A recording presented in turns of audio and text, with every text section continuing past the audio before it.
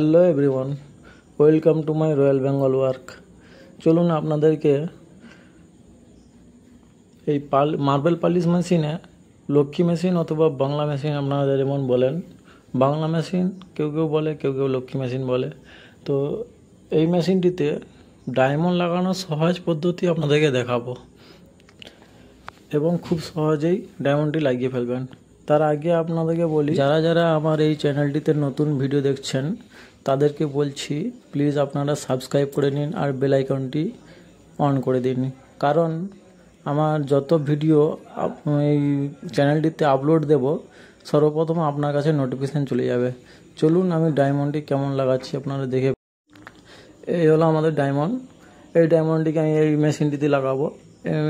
কীভাবে লাগাবো আপনারা দেখুন। যে প্রথমে আপনি একটি কাপড় ছিঁড়া নেবেন। কাপড় ছিঁড়াটাকে নিয়ে আপনি ছটি টুকরোতে ভাগ করে নেবেন এবং শুরু করে কেটে নেবেন। তো আপনার ডায়মন্ডের মাপে কেটে নিয়ে আপনি কি করবেন, এই ডায়মন্ডটিকে লাগিয়ে এটাকে ভালো করে বেঁধে দেবেন, যেন ডায়মন্ডটি ভালোভাবে আটকে থাকে, সেইভাবে আপনি বেঁধে দেবেন। তো বাঁধা হয়ে গেলে আপনার এই বাঁধার শেষে কি করবেন, মেশিনটিকে আস্তে করে লাভিয়ে দেবেন।